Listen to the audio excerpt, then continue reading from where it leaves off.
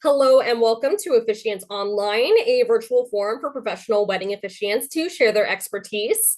I'm Marissa, I'm the marketing and events coordinator at AMM, and I'm here with my co-host Jessica. She's AMM's lead writer who will be helping out behind the scenes. So please send her a message if you have any technical questions. Today we are joined by Reverend Christopher T. Scuderi of Universal Heart Ministry. He is a full-time, full-service, non-denominational minister providing cradle to the grave services for all major rites of passage. He's highly sought after as a wedding officiant and serves all without exceptions. And he has performed over 2,300 weddings since the beginning of his ministry in May of 2011. When not in person on the international scene, he is honored to provide virtual wedding services via remote appearances, since it became a legally viable option for couples, that is. He has been featured in LA Ceremony Magazine, nationally on the cable channel TLC, and internationally in Torque Magazine UK for celebrity weddings. Christopher has also made numerous international press appearances and has been awarded Best Global Officiant 2 times by LUXlife Magazine UK. So now I'll go ahead and toss things over to Christopher, and you can go ahead and take over. Fantastic. Thank you so much, Marissa. Appreciate everybody joining us today for this online workshop. I'm going to go ahead and share my screen here. So as you've heard, I am Reverend Christopher T. Scuderi of Universal Heart Ministry, and this is Virtually Ever After and the ABCs of LGBTQ plus inclusivity. So yes, my ministry is Universal Heart Ministry. It is my own entity. I am not affiliated with any organized religion or other organizations. It is me, myself, and I traveling quite literally wherever I am called to serve. And that is definitely not just here in the state of Utah. I travel throughout the US and have even performed a vow renewal ceremony across the pond in London, England. So weddings are one of the main things that have taken forefront in my ministry, though I am still a full-time, full-service cradle to the grave minister. So I do it all. I do the baby blessings, I do the funerals and celebrations of life, and Easter and Christmas special speaking engagements. I am 5-star rated, and just so that you know, what gives me the what's my background? What says that I can even talk to you about these things? Well, as a professional, non-denominational minister, I'm 5-star rated pretty much everywhere that I've ever been listed. So when it comes to weddings specifically, I've received the best of from the Knot for several years running. I've achieved the Hall of Fame with them. As Marissa stated, I have now received the LUXlife Global Wedding Officiant Award for 2 years running. For the last 7 years, I want to say, since it became a thing, our own LGBTQ plus community magazine here in the state of Utah, Q Salt Lake, has dubbed me the most fabulous wedding officiant.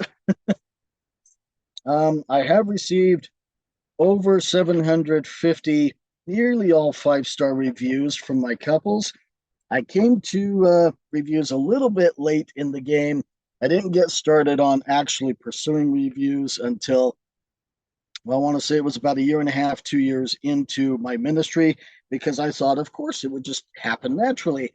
And then I found that most people actually don't, unless they might be a type A personality, and then it's all about the reviews. So I learned to ask for reviews. I've also received the Couples Choice Awards from Wedding Wire for, again, several years in succession. And to date, there we go, I have achieved over 2,300 wedding ceremonies as of yesterday morning ceremony. I'm now at 2,319 performed since 2011. So that's about 13 years worth of time. In that time, when it comes to the virtual ceremonies, remote appearance ceremonies, I'm now at over 600 that I've performed. And of those, there have been 64 countries and I have learned to speak at least a phrase or two, maybe congratulations or blessings in whatever their native tongue is, which can be a whole lot of fun. And some of them can certainly be challenging. I enjoy what I do, absolutely. The one that started it all for me, as far as virtual ceremonies goes, is a lesbian couple that sought me out online first and foremost. They already had their marriage license all set, ready to go. And what they needed, what they desired most, was a remote appearance ceremony that took place here because they live here in Utah. But all of their families, for both of them, live in a totally separate state. And it was going to be a while before they could get out there and do the big, friends and family celebration with them and hold that big reception. So the plan was do the remote appearance wedding ceremony, get everything legal. They'd already been together for a number of years. So this was just the actual legal documentation. Yay, we did it, we're married. And then going on to friends and family at a time that they could afford to do so and get everybody together. So some of the best practices, and I'm sure most of you may already be aware of this, we're just going to kind of quickly go through these. Of course, you want the couple and their witnesses to verify their identities. We'll talk a little bit more about that later. Obviously, prayer is totally optional, whether that's beginning or ending, and I would say that is the couple's preference. You've always got the welcoming statement followed by a brief marital address. Perhaps you incorporate a scripture or a poetry reading. There's tons of beautiful poems out there that can be used in a wedding ceremony. Their vows, exchange of rings, if they are exchanging rings, any type of ceremony addition, of course, again, optional if they want to do that. End out with marital advice, a wedding blessing, or closing prayer. Then it's pronouncement and kiss, presentation as Mr. and Mrs., Mr. and Mr., Mrs. and Mrs., or simply the newly married couple. There's lots of different options, different ways to go about it. Now, sometimes I see people that have maybe they've seen dollar signs, maybe they've thought that this could be super fun, a super cake type of gig. It's easy peasy, nothing to worry about.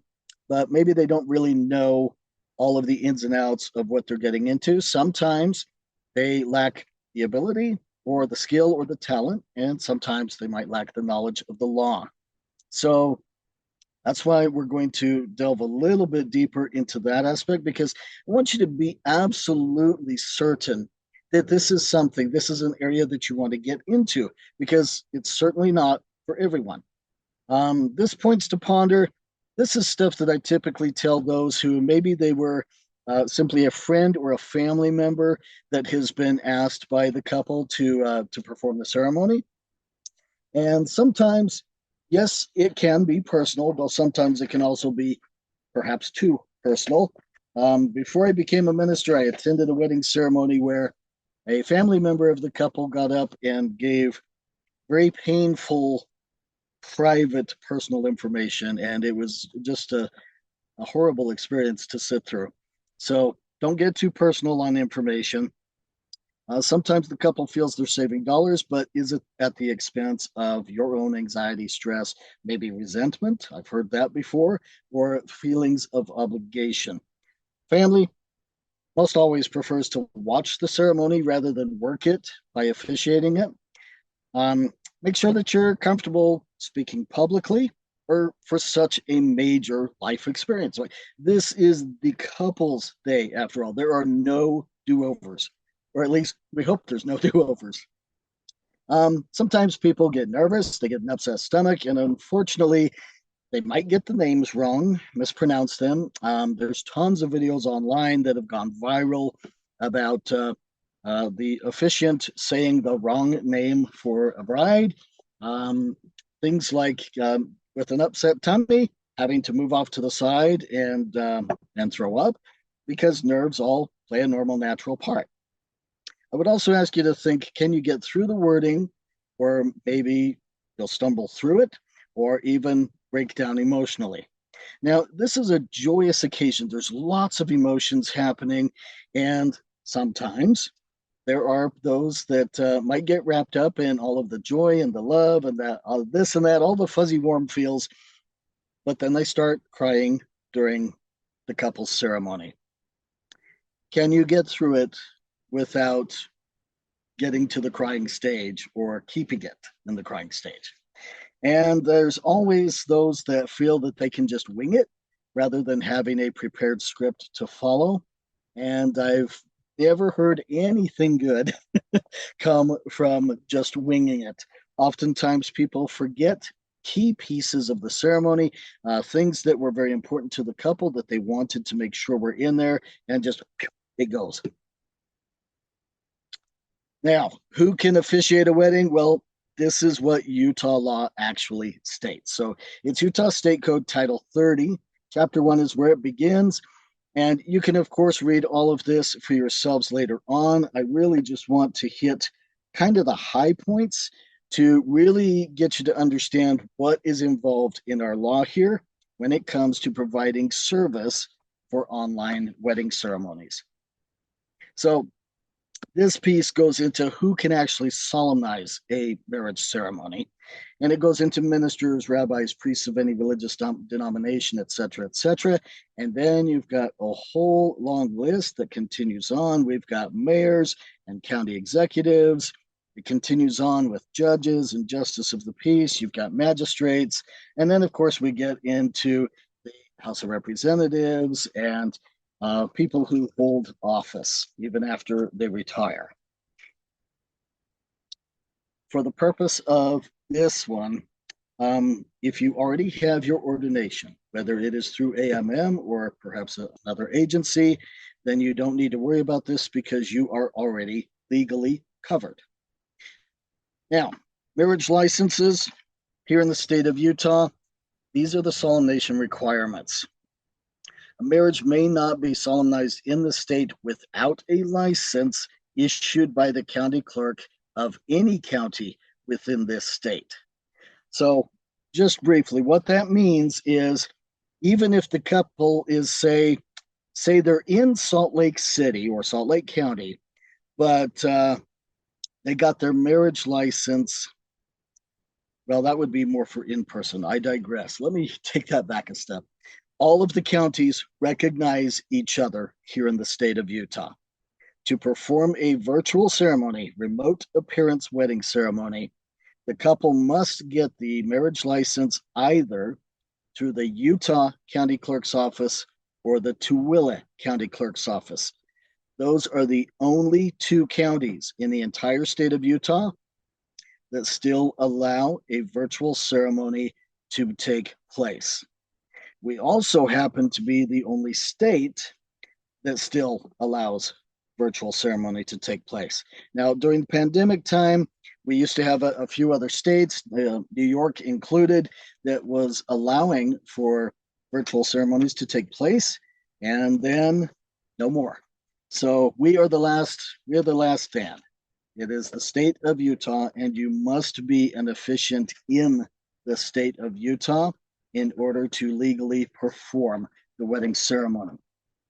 Now, for those of you that live elsewhere, you live in other states, the only way that you can legally perform a wedding ceremony online is if you make the trip here to Utah, anywhere within the state of Utah, and perform the ceremony that way. Otherwise, you would be falsifying information on a legal government document. Okay, continuing on. Must be a very valid marriage license. It is only good for a short period of time.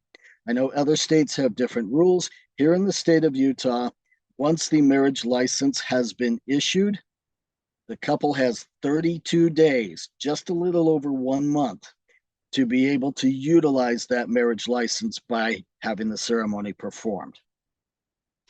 So it must be valid. If it is expired, they have to pay again to get a brand new one. Of course, each party to the marriage must be willing, without duress, and declare their intent to enter into the marriage. Oops, There we go. Got a little too fast on the clicky there. Sorry about that. Okay. They've already filed. They've gotten their marriage license. They've got 2 adult witnesses. Those 2 witnesses must be at least 18 years of age or older. It can be anyone that they want. Those people can be anywhere in the world. They do not have to be a citizen of the US. So, just as a prime example, I had a couple just the other day that their 2 witnesses were parents that lived in another country altogether. We had a translator present for them so that they understood everything that was being said, but the parents were able to then serve as that couple's 2 witnesses. So again, as long as they are at least 18 years of age or older. All right, we're going to continue on from here. Returning of the license after the ceremony. In this case, it would be the finalization of the online marriage license.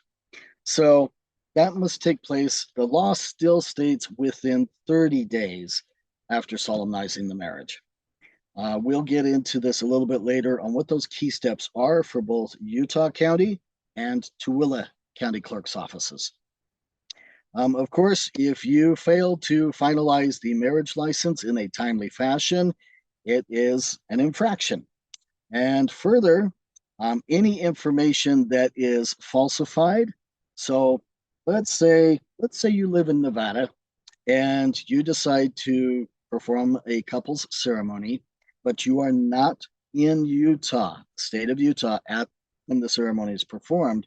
You are falsifying a legal government document. So the minimum is a count of perjury and misdemeanor. It may include jail time and a fine, which could be up to $1,000, is my understanding. But the maximum, as written in the law, is a 3rd-degree felony charge with jail and a fine. Just some things that you ought to be aware of. Now, Russ J. Rampton, he is the Digital Services Supervisor at the Utah County Clerk's Office. Always have great conversations with him. And I just learned that he sent in this interview answer to AMM, and you can read that on AMM's blog. But the basic gist of it is we had some recent restructuring of the Utah policy regarding remote appearance wedding ceremonies. And some things were restructured so that it makes more sense, more cohesive, and added in some additional guardrails just to help prevent abuse and better, clearer language. Now, the most important thing about all of that is, of course, that legislation, the final legislation, found the correct balance in allowing the practice to continue while certain guardrails were put in place. Most of these guardrails do happen to fall on the marriage clerk, the county clerk's office themselves. It is their responsibility to ensure both the age and identity of every applicant, so each couple, is correct, properly verified. Now, as officiants, we play a very critical role, not just in the performance of the ceremony, but also as an additional guardrail, if you will. So that's why it's kind of up to us to ensure that the ceremony is not only conducted in such a way that each party gives willing declaration of intent, but it's kind of also up to us to accurately return all of the information back when we finalize the license. So that does mean verifying that we are actually talking to the couple that license has been issued to, and the names of the 2 witnesses, that the identities on their IDs match up with the information we've been given for that.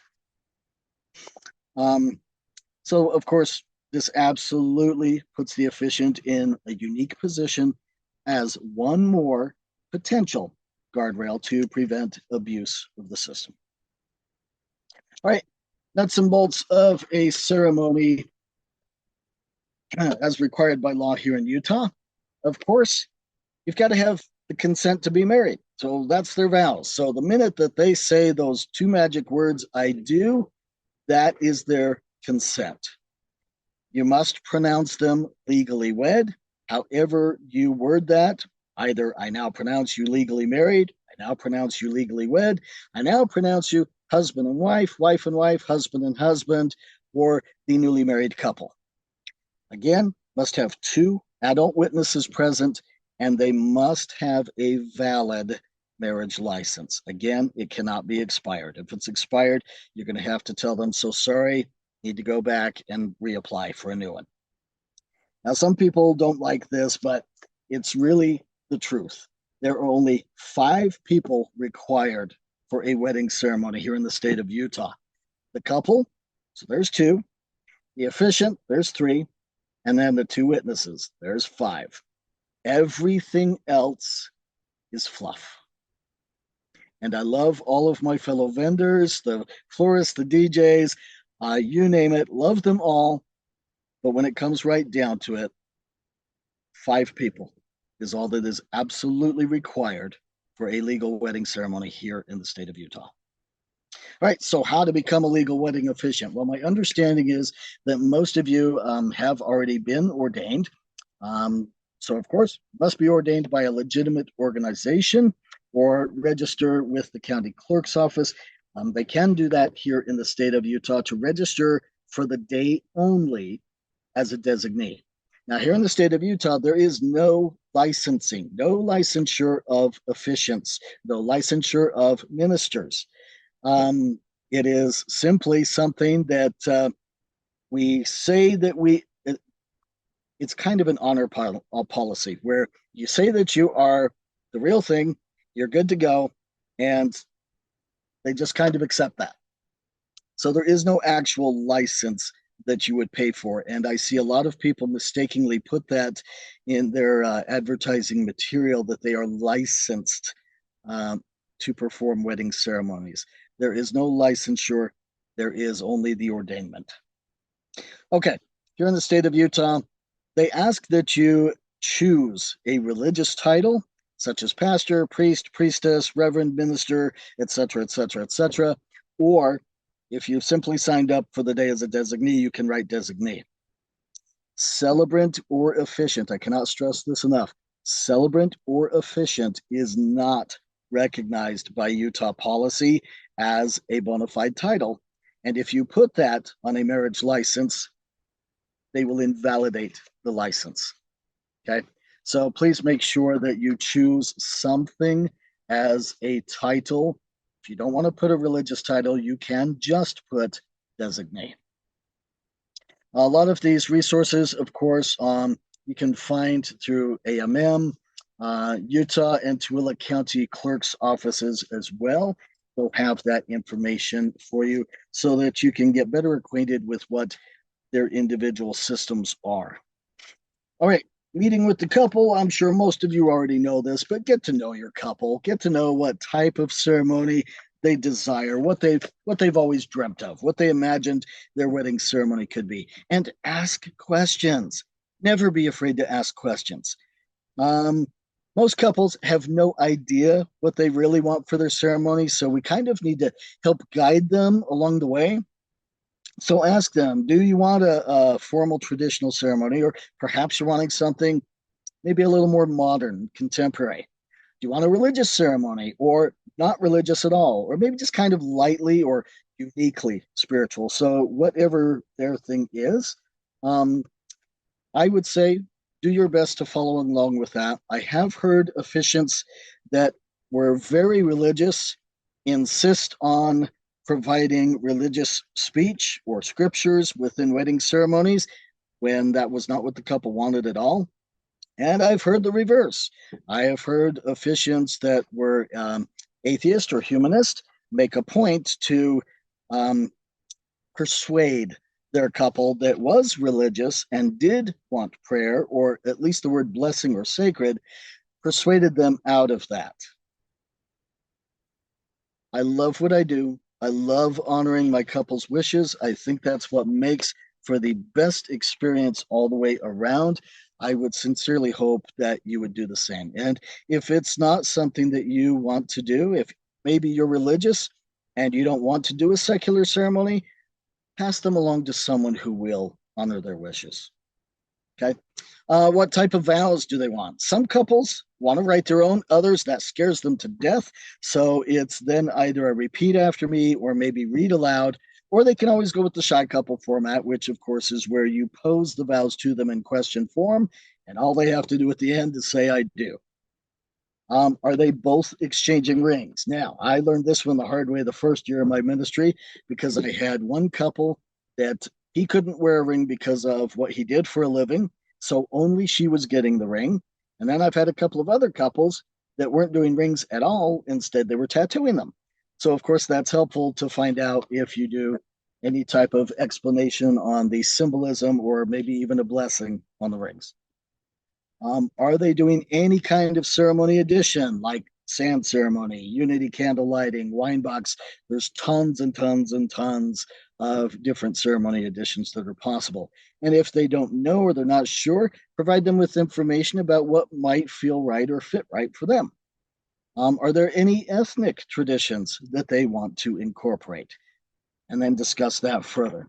And of course, there is always how do they want to be pronounced? And that goes back to the newly married couple or Mr. and Mrs., Mr. and Mr., Mrs. and Mrs. You could always just say their first names. And if they happen to be either combining or taking the other's last name, then you insert that. All right, Utah and Tooele County's procedures.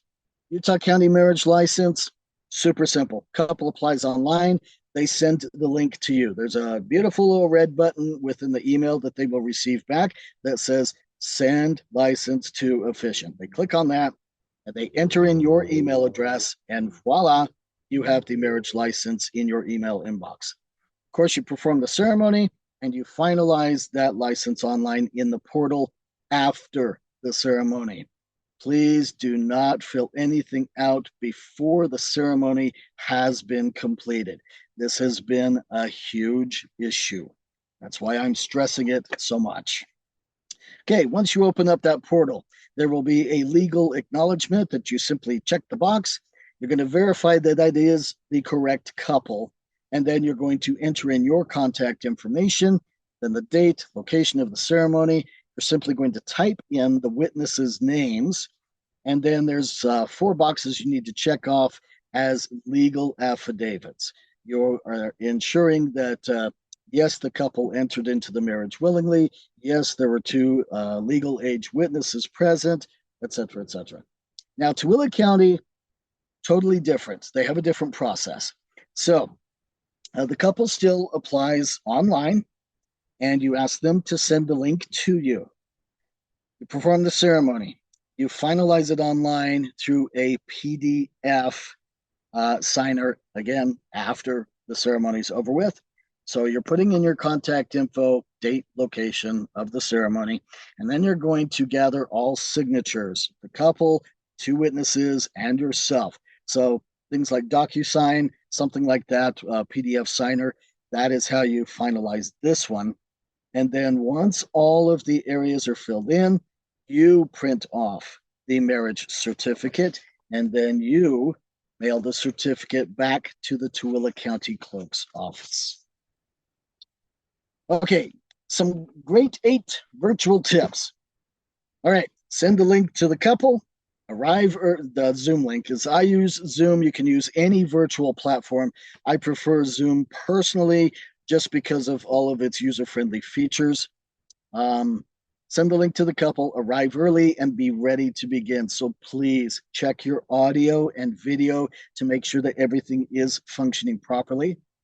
Of course, record the ceremony, verify their identities as part of the record. That is the couple as well as their 2 witnesses. Mute all of the guests except for the couple, or simply ask for everyone else to mute themselves until the end of the ceremony.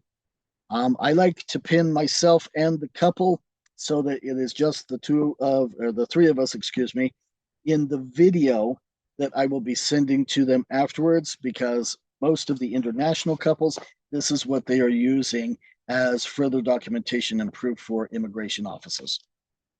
Perform the ceremony according to the script that you've already discussed with the couple. I like to take screenshots along the way so that I can send them to them later so that they get some photos of their special moment in time. And I go a step further and give them a couple of keepsakes, one of which is a specially chosen photo from those screenshots in my own Universal Heart Ministry border. We are getting close to time, so I need to quickly get through this. We are also talking about the ABCs of LGBTQ plus inclusivity. So happy Pride Month here in the state of Utah for us. Pride Month was last month, June. I know it's different pretty much anywhere across the US. So for those still celebrating, I like to still celebrate with friends and family every day. Happy Pride. Okay, so what on earth makes me an expert to talk about this? Well, I've been serving the LGBTQ plus community in a wide variety of capacities for over 35 years. I actually attended my very first Pride Parade at 14 years of age because my best friend in high school came out. And I wanted to support him, so I went to my first Pride Parade then. Since those early days, I've been everything from volunteer to board of director to executive director, numerous different organizations through the years that are totally separate from my ministry. Right there, you can see my HRC membership card, member since 1992. My wife is now also listed on there. We've both served on the Human Rights Campaign Utah Steering Committee. I served as a board of director for Equality Utah. And my wife and myself and a friend were the original co-founders of a transgender organization, helping to provide education to businesses, employers, government agencies, etc. I also served for nearly 10 years as the executive director of that.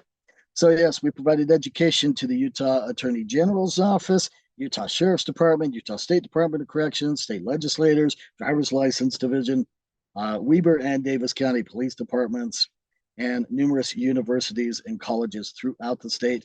And because I am a minister, I provided that same education to multiple congregations throughout the state of Utah.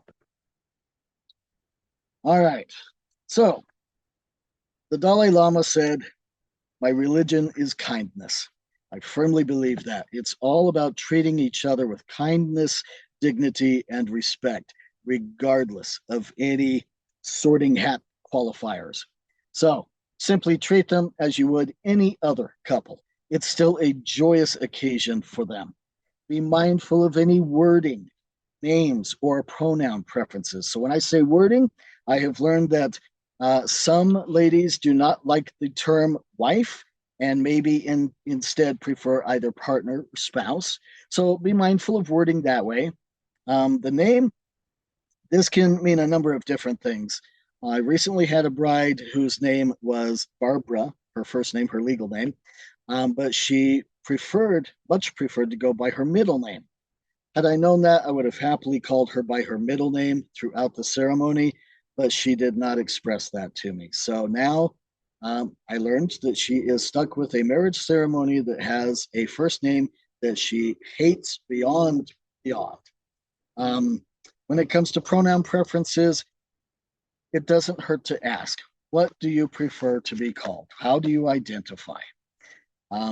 It means it doesn't take any time for you to actually ask that and then honor that. And if you perhaps find yourself challenged with using the pronouns of their choice, use their name over and over and over again. It can get repetitive, but at least you're still being respectful. Honor their wishes throughout.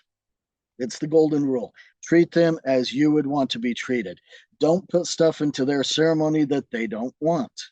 Make sure that you're honoring what they want for their special moment in time. Contracts and communications. Well, if you have a contract, if you're sending out any emails or text messages, are you still using the words bride and groom in combination? You can do these other options. It could be as simple as name A and name B, spouse one and spouse two, or primary contact and secondary contact. And the reason that I say that is there are many couples that one of them is going to want to take the lead, and the other one maybe not so much. So we'll let the other one handle that, and that's okay. All right, a different direction. Formal traditional versus more modern contemporary. So you can have the more formal traditional where someone is escorted down the aisle, or taking a different direction. Couple are both escorted either at the same time or separately, or you can have the couple simply walk in together. And I like to give my couples lots of options. So those are just some of the options that I present when speaking with my couples.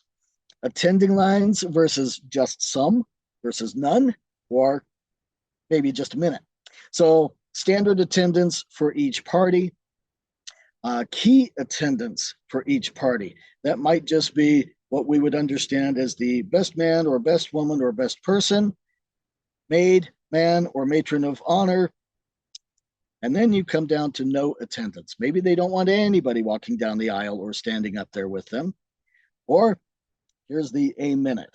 You can have those attending lines enter in and take their seats right away, or they can enter in, stand up there with the couple, and then they can go and take their seats. It all depends on what the couple wants for their special day. Pronouncement and presentation, we kind of went over this already. I'll do it again. Husband and husband, wife and wife, spouse and spouse, partner and partner, or Mr. and Mr., Mrs. and Mrs., or, for example, Alex and Sam Taylor Brown, or simply the newly married couple. That is my time. I thank you for listening. I'm happy to answer any questions that you might have. If you want to take a screenshot of my contact information, please reach out to me. I am more than happy to help if you've got questions. Okay, so we're going to go ahead and get a quick question from Jessica. How do you ask couple for reviews? I know you mentioned that earlier. So me, it's super simple. After the ceremony is performed, I always send my couple first a thank you email, because of course it's an honor to provide service to them. So I want to say thank you for that opportunity to serve them.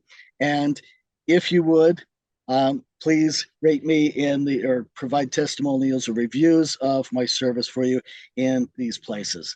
And I let them know that they can simply copy and paste to make it as easy as possible.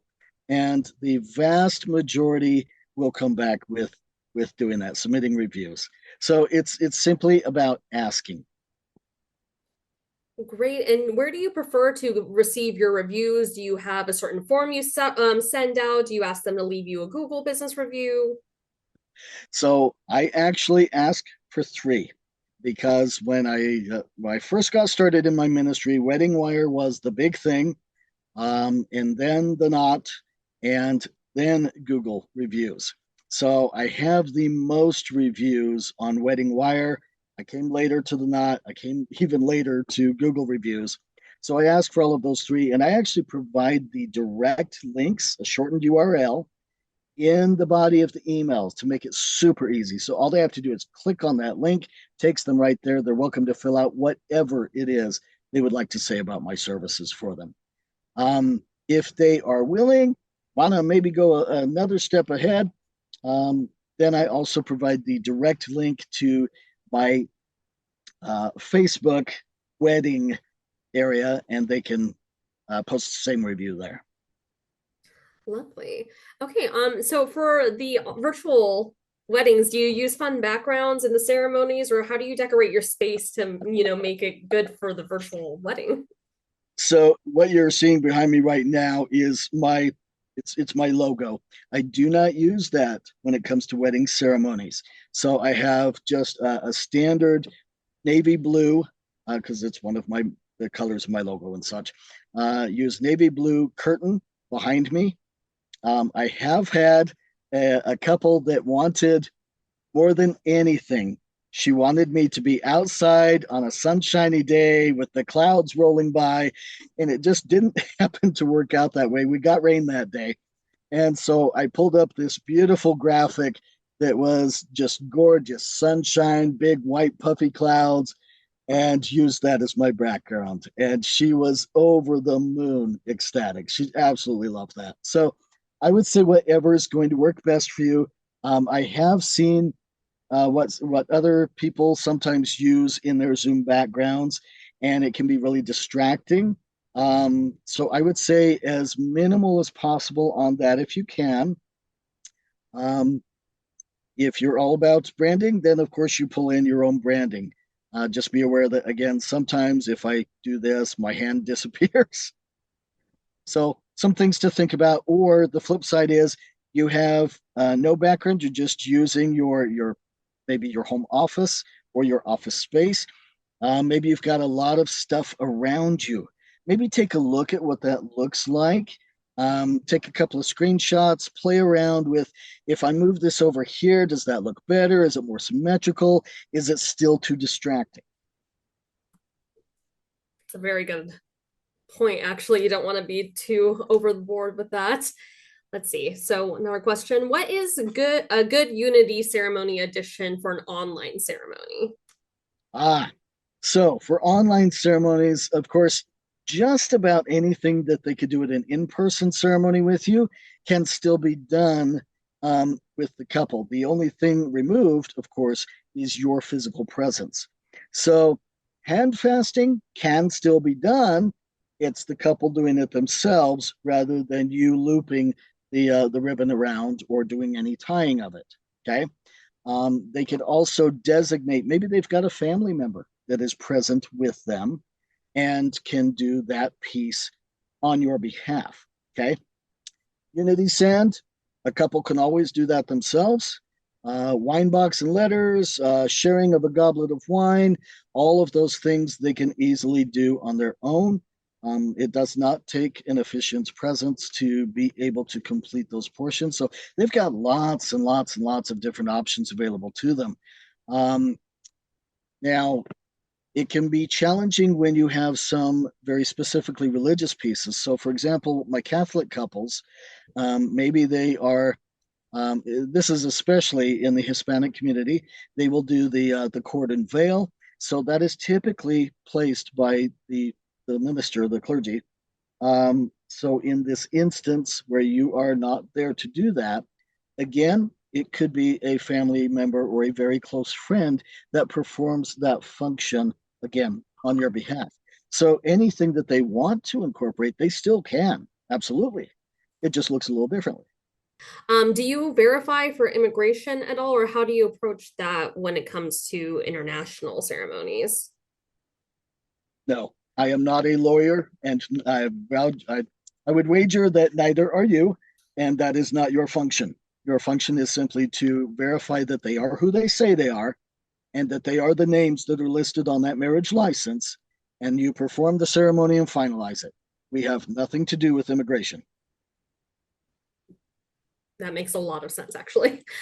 Okay, and then how much do you, or how do you decide how much to charge for ceremonies? Does it differ for in person versus virtual? How do you make your pricing? Oh, absolutely. Um, so I have package pricing. That's how I do everything. And yes, my virtual ceremonies are half the cost of what I charge for in-person ceremonies. And there are a lot of um, logistical functions that go into that decision. Even though sometimes I'm actually spending more time on a virtual ceremony than I am on an in-person ceremony. And let me take that back a step. Here's why. Because I also provide expedited service for my international couples that need either an apostille or state issued certificate.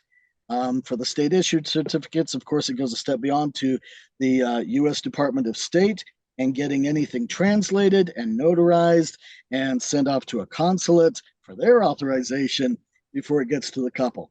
So I have had some couples that I have spent, if I added it all up, it would have ended up being a minimum and I'm not kidding here, a minimum of 2 or 3 full 24-hour days time, making sure all of those pieces got handled and handled properly.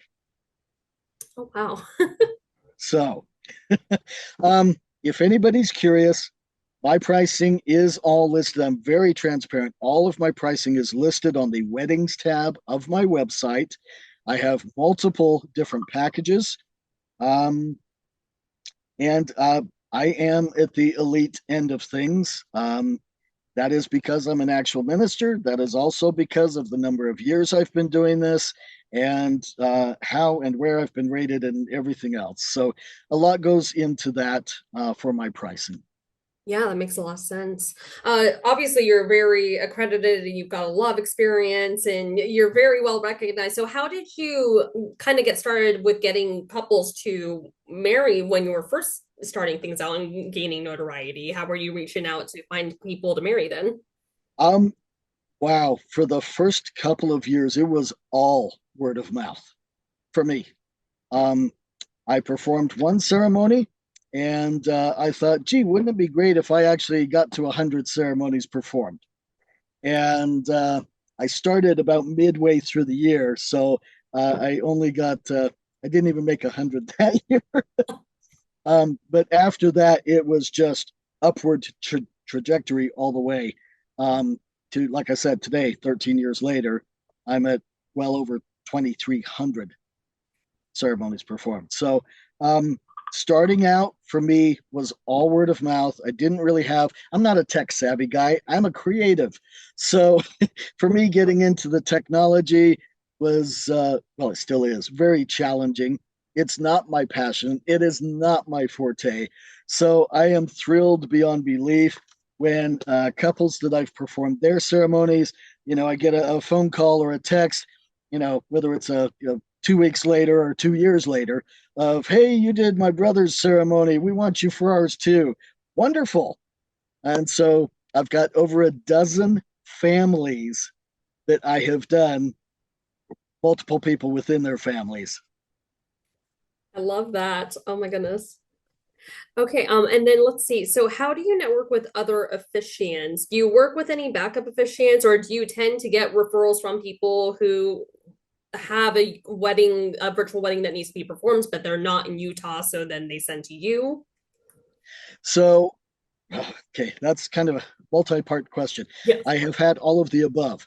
So I have had people in, someone in Florida, someone in New York, um, someone that was in China, wanted to, thought they could perform the ceremony and then quickly learned that actually, no, it's not legal for them to do that.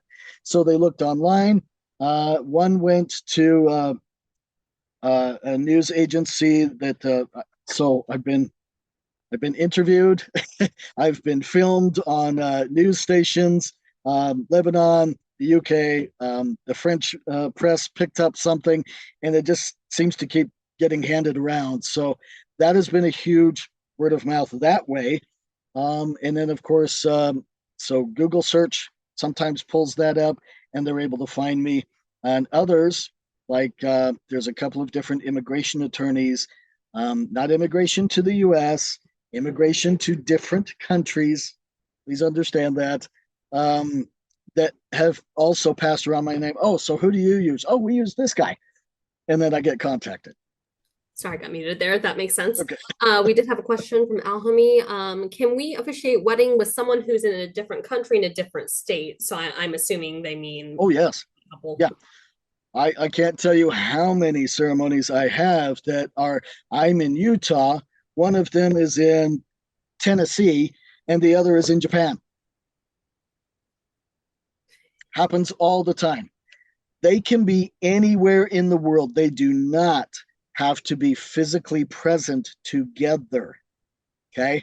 The only real key thing is that you are in the state of Utah to perform that ceremony. Now, since you brought up the subject of another country, if they don't speak English, have a translator.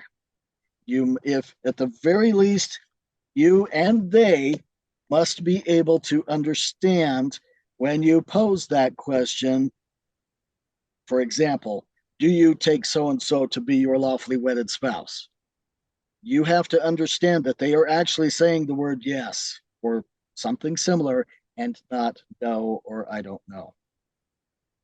So 64 countries now, and I have said a phrase, maybe congratulations or blessings for a long life together in over 30 different languages. I've also acquainted myself with the words yes and no. So even if there were a translator present, I knew for certain that both parties were entering into the marriage willingly. Well, that makes a lot of sense. Very fascinating. Okay, and then I think that does cover the follow-up questions that we had here in the chat. Yes, you do have to be physically in the state of Utah if you're performing a virtual ceremony. Doesn't matter if the couple is elsewhere, but you as the officiant have to be physically present in the state of Utah in order to perform the virtual ceremony. Correct. Perfect. Okay, well, and I believe that is close to all the time we have, so we'll go ahead and wrap things a little bit early here. So thank you everybody for joining us, and thank you so much, Christopher, for showing up and giving us a fantastic presentation. That was awesome.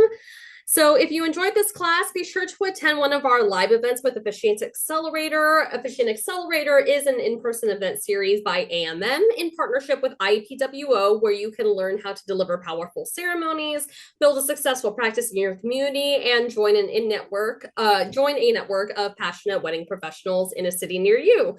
We'll be heading to San Francisco next month, and then followed by New York and Columbus. So be sure to get your tickets ASAP at the AMM store or at the Officiant Accelerator website at officiantaccelerator.com. So thank you all very much for attending, and thank you so much, Christopher, for the wonderful presentation.